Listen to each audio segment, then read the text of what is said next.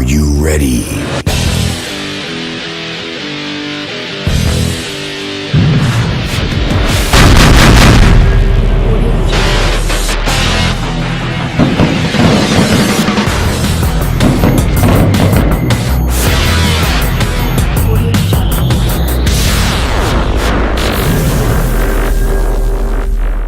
Hello once again, folks, and welcome to a special playoff edition of the Gridiron Report, a look at the week's top stories in Fredericksburg Regional High School football.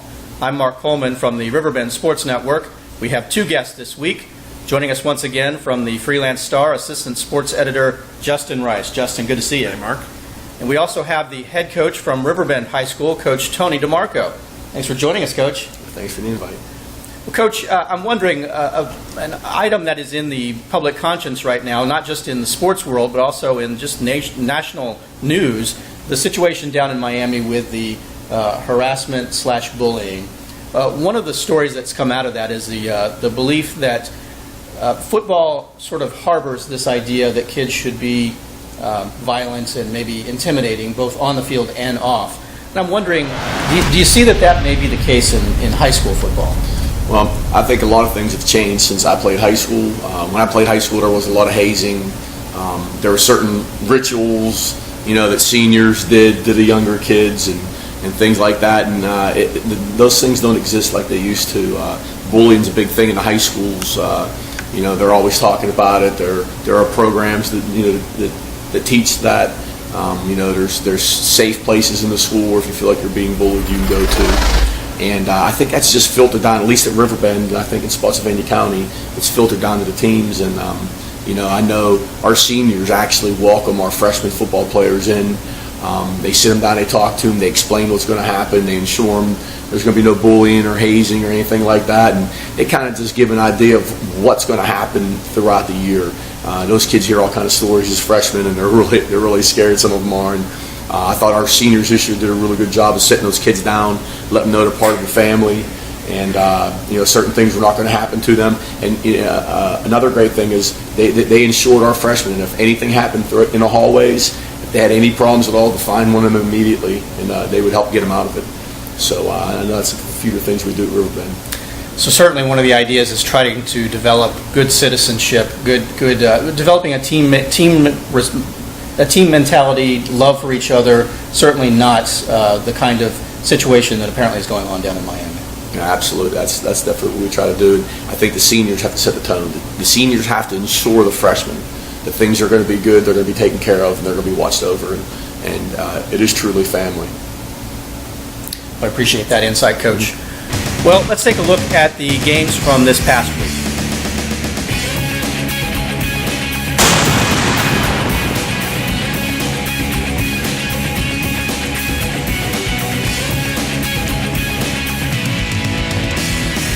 Well, our game of the week from last week, Coach, I know that you were involved with Colonial Forge handling Riverbend 37-27. A close game. Forge certainly looked strong. Some big offensive performances from this one. Gary Jennings, quarterback for Colonial Forge, actually came in for Damon Daniel, substituting at quarterback after an apparent injury. Ran for 4 touchdowns, 20 carries, 175 yards. Some big offensive performances from the Bears as well. Connor Boren, wide receiver, 8 big catches, 145 yards and a touchdown. And Zach Sims continuing his excellent year, 22 carries, 152 yards, and 1 touchdown. Justin, this game ultimately really did not have any impact on the playoffs, but Colonial Forge certainly was tested going into the playoffs. Yeah, I think Riverbend has shown all year that they have weapons offensively, and they're a team that other teams have to look at and defend and stop. And, I think that was the case here for sure. Riverbend was in the game, I think, up until pretty late, and Colonial Forge certainly responded. It's been they've played a tough schedule this year and are certainly battle tested, going into the playoffs. Coach, you have to be happy with how your team sort of responded to the challenge of, look, we've got to win this game. I mean, your kids really showed up, right? Yeah. That's something we talked about all week. We truly believed that if we won this game, that we thought one of those other two teams would have a chance of losing, and it was it's funny how similar the season was to last year, even though both seasons started a little bit differently. Both came down to this last game, where last year we thought if we won this last game that we had a chance of making the playoffs. And Stafford ended up throwing a monkey wrench into that both years. We struggled with them. They beat us last year and this year. And, it was important. We started 19 underclassmen Friday night, and I thought it was important for our kids to go out and compete and play hard, and I thought they did, and I was proud of them for that. Coach, you guys played quite a few playoff teams. Colonial Forge, one of them. What are your impressions on Forge's postseason possibilities? Boy, they're very athletic. I think they were one of the most athletic teams we've played all year. They got big skill. Their defense is incredible. I think all four of those big teams from the Commonwealth have a chance of going deep into the playoffs. So Colonial Forge with the 37-27 victory over Riverbend. Well, Justin, Massaponax was faced with a rather surprising test this past week with Brook Point. Incredible offensive numbers from this one. Massaponax finally pulling away. Final score 61-41. This was football, not basketball, right? Massaponax, even with the triple option, they're going to run the ball a lot, but man, they can put up the points, certainly. 61 points in a Commonwealth District game. I know Brook Point's record, but I think they're probably a little better than what their record is showing. That schedule is really tough when you're playing Briarwoods out of conference, and then you're also playing just a brutal Commonwealth. So Massaponax gets a little bit of a test, and now they go into the playoffs as the number 1 seed in the 5A North. 10-0 record, hard to argue with that. Yeah, 10-0 undefeated. It's been the kind of regular season you like to have. Absolutely. As no surprise, some big offensive performances. A team scores 61 points. You're going to put up some numbers. Aubrey Wilson actually gets the nod at running back. 18 carries, 179 yards, 2 touchdowns. And then Alfonso Trice, another great season for him. 4 touchdowns total, 3 rushing, and 1 passing. Coach, Massaponax with another team on your schedule. What are your thoughts of the Panthers? I'm very glad Alfonso's graduating. I feel like we've been playing a lot of those same kids at Massaponax for a long time. This is the team they've been waiting for. This is the team where 4 years ago they started a lot of freshmen. They started more freshmen 4 years ago than I think I remember any team ever starting. And those kids didn't play because that was a bad team. They were just that talented. And they've all matured into the seniors, and I think this is the team that Coach Ludden expected he would have this year. Interesting, Coach, when you see your teams, your years lining up this way, you know that a team has a lot of seniors that are going to be on your roster. Do you do anything? Is there a different approach to that, or you just ride the wave as far as you can? I think you pray a little bit more when you get a team like Massaponax on your schedule, and you know what's coming up, and those guys are seniors. But there's not much you can do, especially that offense. They run that offense. I personally think they run it better than anybody in the state. I'd like to see a team that runs that triple option better than them. I know Coach Ludden very well. It's almost like a big chess game. He counter punches. Whatever you do, he counter punches you. So if you do this, he'll do this. If you do that, he'll do that. And I've seen him at work do that, and he's just masterful at it. And he has the answer for everything you do. You will never stump him. You will never confuse him. And he's the mastermind behind that offense. And he runs that offense like Navy or Georgia Tech runs it. It's unbelievable. Well, I think what's amazing with Massaponax is it's year after year they're going to plug in the next group of kids and they're going to run the triple option, and that's what they're going to do. There's not a lot of adapting to these new kids. No, it's we're going to teach these new kids what we do, and it works, and it works, and it works. Yeah, well, I know Coach Coleman taught me that a long time ago from Coach Tim Coleman. I remember when he first went to Colonial Forge, I asked him, I said, well, what are you going to run at Forge? The system before, that's all he did was throw, and he said, the only thing I know is the wing tee. He goes, that's what I'm going to do. And he went up there and installed that, and he worked out pretty well. Yeah, it worked out great for him. He's run that wherever he's been, and right. It's the same thing there. Why have an offense? You got to change it every year. You got a great quarterback, you change your offense. You got a great running back, you change your offense. With this system and with Coach Coleman's wing tee system, he just adapts the same offense to fit the skill. Same thing with him. If you got a great fullback, he runs his fullback a little more. If he has a great running quarterback like Alfonso, he gets Alfonso in the mix a little bit more, and he just does a great job with his talent. Massaponax with the 61-41 victory over Brook Point to go to 10-0. Meanwhile, Caroline comes away with a big victory, 54-19 over Spotsylvania. Justin, Caroline is able to make it into the playoffs 4-6, but a big victory. They've got some momentum going into the postseason. Yeah, we talked about Riverbend being in that we have to win to get in situation. That was the case for Caroline, and they just edged out J.R. Tucker for the last spot in the 4A South, and they're going to the playoffs in a game they controlled. Keyshawn Johnson with another huge day. Rashard Harris, their sophomore quarterback, he can put up the numbers, and I think they've got a lot to look forward to for Caroline, and just to get back to the playoffs is that's a big deal for them, I think. Coach, we were talking about it before the show. Caroline makes the playoffs. They draw a pretty tough opponent to start off, but they're in the playoffs. You would certainly taken that over sitting at home next week. Absolutely. I saw Caroline in the 7-on-7 this past summer, and boy, they really threw the ball around. I thought they were one of the best teams at the Stafford 7-on-7, and I expected them to have a pretty good season. I know their record didn't really reflect it at 4-6, but I think with the skill they have and the way they can throw the ball around, you never know once you get in the playoffs, anything can happen. Rashard Harris, certainly, we've mentioned his name a lot, as well as Keyshawn Johnson, a name that we've had fun with. Big week for Keyshawn, 3 receptions, 149 yards, and 2 touchdowns. Caroline with a big 54-19 victory over Spotsylvania. Moving on, we have a big tester for 2 teams that were already destined to make the playoffs. Eastern View coming away with an exciting 34-33 victory over Kettle Run. Justin, Kettle Run actually scored a touchdown with no time left on the clock, went for the 2-point conversion, went for the victory, and fell just a little bit short, losing 34-33. Pretty exciting game. That's a gutsy call to go for really 2. Is. I guess your Kettle Run's playoff positioning was even more secure. They couldn't really move up in the 3A East or down. So why not? Why not try to make one play to try to win the game against your rival Eastern View? You like that call, Coach? I do, absolutely. Take some guts to make that 2-point conversion attempt. Yeah, I definitely appreciate that. Something that maybe I do too much of myself, but I like that call. Do you think you're weighing the decision there where this win, it's meaningful but it's not meaningful? Let's see if we can win on one play. Well, absolutely. I mean, what happens if 2 weeks from now or 3 weeks from now they're in playoffs and they're in the same situation? You want to have that experience of going for it with no time on the clock.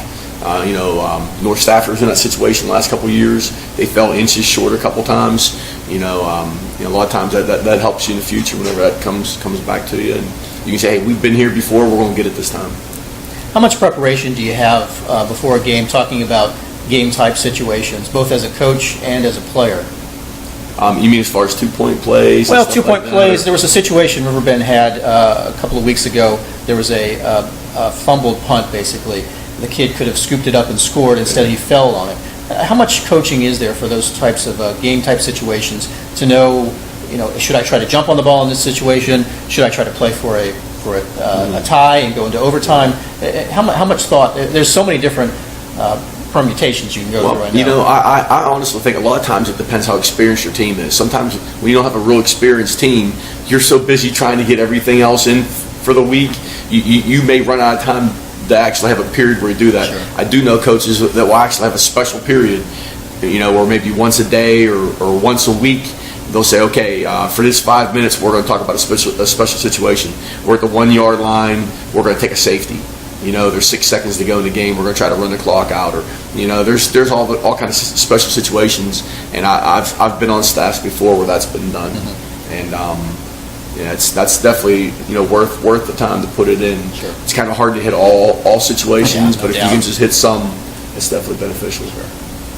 Well, Eastern View pulls off a special situation and is able to win 34-33 over Kettle Run. Finally, we had an exciting Battlefield District game between Cortland and James Monroe.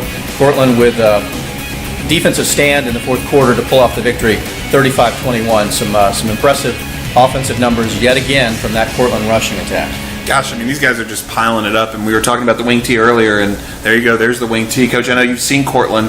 Those kids, they can hit you in the middle, they can hit you on both the edges with the 2 wing backs, and that's one of the strongest Cortland teams we've seen the last couple of years. Yeah, and their offensive line is big. They are a big physical offensive line, which makes it even more troublesome for defenses to try to stop them. George Cheatham, 13 carries, 197 yards, and a touchdown. Victor Green, 14 carries, 173 yards, 2 touchdowns. Anton Jenkins, 19 carries, 111 yards, 2 touchdowns. Is this 3 weeks in a row now that they've had 3 players over 100-yard mark? Yeah, but this is the first one against, you look at James Monroe, and that's a good James Monroe team. Very true. It's a solid team, and Cortland just sort of powers the running game through them, and they're going to roll into the playoffs. Some impressive offensive performances by JM as well. Jay Scroggins, their wonderful quarterback, big numbers, 28 for 37, 321 yards passing, 2 touchdowns and another touchdown rushing. Jarmal Bevels, 10 receptions for 160 yards. JM looks strong going into the playoffs as well, but Cortland now goes to 8-2 based on this big victory over James Monroe. Cortland's last loss? Coach? Riverbend High School. They opened to 0-2 actually. They lost to Massaponax and then Riverbend, and then reeled off eight straight victories. That's 2 quality losses. 2 quality losses. Yeah. We also had some outstanding individual performances. In fact, the Freelance Star Player of the Week, Jordy Estes, a big victory for King George, 27-0, I believe, over Chancellor. Wow, 14 carries, 98 yards rushing. 4 more interceptions. He's got 30 on his career. Is that right? Yeah, 30 career interceptions from a guy that if you saw him walking on the street, you would not say that's a football player. You see him in pads and you see him on a Friday night making plays. That's a football player. The kid's all over the place. Coach, have you ever seen those kind of numbers from a defensive back? 30 picks? I don't think I have. I don't think I have. No, 30 picks for a career might be the most I've heard of. That's a ton. Keith Ellis also had a big week for Orange, a big victory for Orange as well that factored into the playoffs. 3 interceptions for Keith and Orange with their victory. Justin, what did that victory mean? Yeah, that really mucked things up for Albemarle. Albemarle now, they go from they're a home team to they're a road team, and they're in that they're 8-9 spot. So that's where, there's a lot of matchups in those first rounds that you look at and go, but the 8-9 spot is not one of those, and now Albemarle will do it on the road instead of doing it at home. Orange was in the game against Monticello last week. They beat Albemarle this week. They really came close to playing well at the end of the season and playing themselves into the 5A North postseason. Yeah, they could be something to take into account next year. So that's a look at last week's games and the wonderful individual performances. But the playoffs start now, so let's take a look at this week's matchups in the postseason. Are you ready?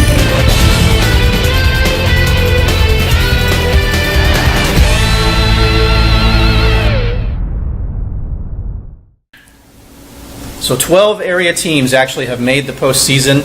10 of those 12 are going to be playing home games, actually. That's a pretty impressive mark.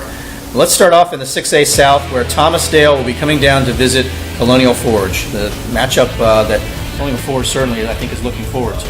Well, Thomasdale, though, I don't think that's certainly one of these first-round opponents that you can't look past. They're 6-4. 3 of their losses are Varina, LC Bird, and Dinwiddie. Those are 3 very good teams. Not much of a passing game, but their junior running back, Eric Finney, is a well-regarded rusher. I think Colonial Forge, among the 12 local teams in the playoffs, I think Colonial Forge has one of the tougher matchups, actually, and something they certainly need to take seriously. Well, they certainly will be tested, but they have been tested this season. They've played a pretty tough schedule themselves. Yeah, indeed. I think that goes for all the teams in the Commonwealth District. Yeah, hard to argue with that. Yeah. The 5A North, we've got perhaps the biggest representation of area teams, certainly the strongest representation. Number 1 seed Massaponax will be hosting Thomas Edison. North Stafford will be hosting Thomas Jefferson, and Potomac will be visiting Mountain View. Coach, you saw all 3 of those home teams. What are your thoughts on those? Well, I think all 3 of those teams, as well as Colonial Forge, I think they could all go deep in the playoffs. They all have skill. They all have good defenses. They're all. I think those 4 teams are as well coached as any team on this side of the state. I mean, they all have quality coaching staffs, and I think all 4 of them can make a big run. Justin, the Freelance Star football preview this year talked about state championship teams.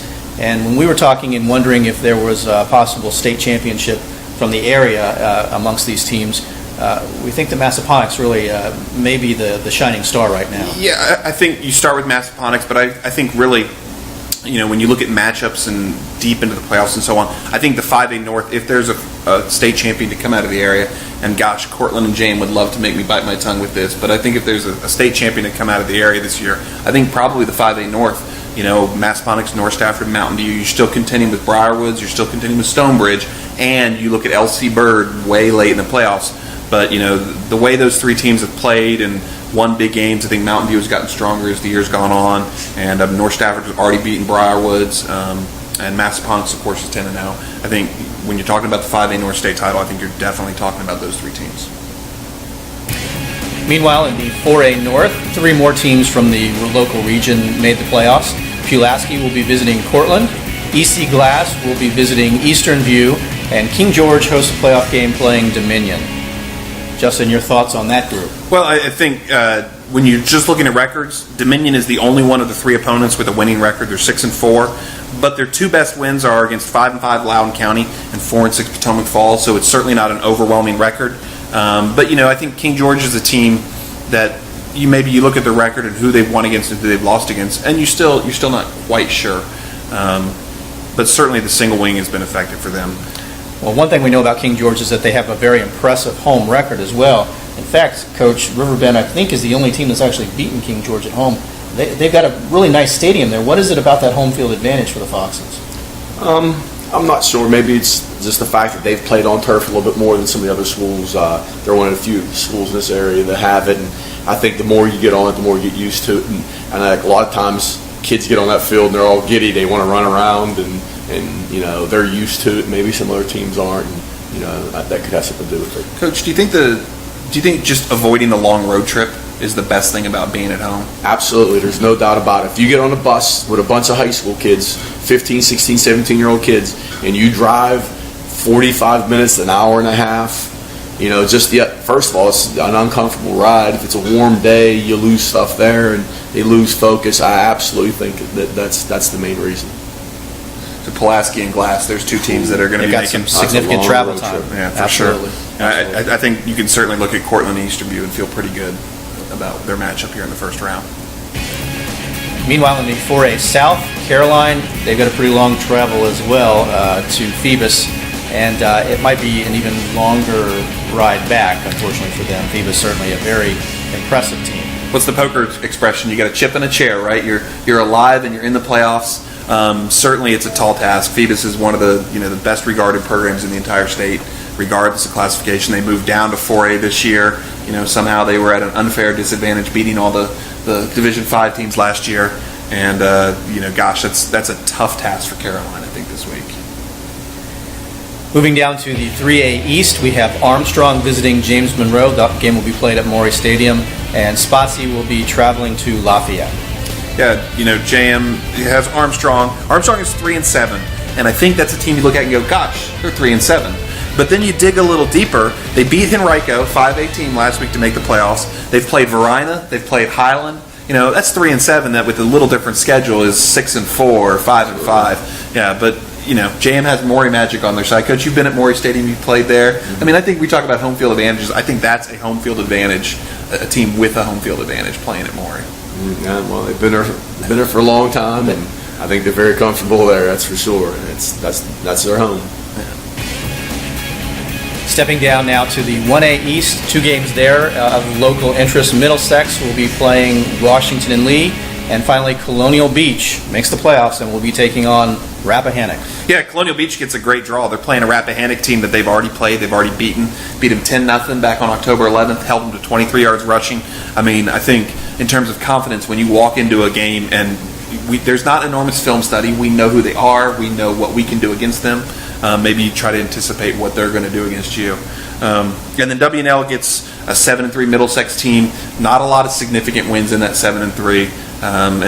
Again, that's a team where their coaches said all year, our goal is to be at home in the first round. They are at home. You'd like their chances. There you go. There you go. They've checked off at least one of the tasks that they had. I'm sure that they've got a few more that they'd like to check off as well. Yeah. So that's a look at the local teams that will be playing in the postseason this year in varsity football. Certainly wish them the very best of luck and looking forward to exciting things. We will be recapping the games from this week on next week's edition of the Gridiron Report. Coach DeMarco, thank you so much for joining us. It was a great pleasure. Good seeing you again. Good seeing you. And as always, Justin, I certainly appreciate your time. Justin, of course, is part of the wonderful crew of FLS Varsity, an undertaking by the Freelance Star focusing on area high school athletics. To keep up with all of the latest in Fredericksburg area high school sports, you can read the Freelance Star. You can follow them on Twitter at FLS Varsity. Of course, checking them out on FLSvarsity.com. For the Riverbend Sports Network and the Gridiron Report, I'm Mark Coleman.